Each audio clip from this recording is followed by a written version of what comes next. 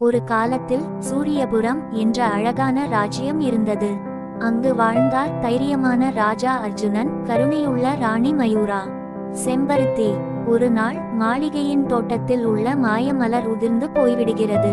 அந்த மலரே ராஜ்யத்தில் அமைதி காக்கும் சக்தி. செர்ரி பிலாசம்.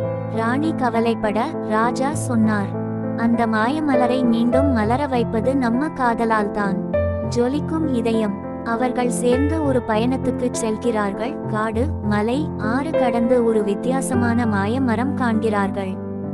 இலையுதிர் மரம். அந்த மரம் அவர்களிடம் சொல்கிறது, உண்மையான அன்பும் நம்பிக்கையும் இருந்தால் மலர் மீண்டும் மலரும். ராஜா ராணி கை கோர்த்து, நாம் எப்போதும் ஒருவரை நம்புவோம் எனச் சொல்ல, வானவில் தோன்றி மலர் மீண்டும் மலர்கிறது. வானவில் ஒளிரும் நட்சத்திரம். ராஜ்யம் முழுக்க மகிழ்ச்சி. அனைவரும் ராஜா ராணியை வாழ்த்துகிறார்கள். கதையின் முடிவில்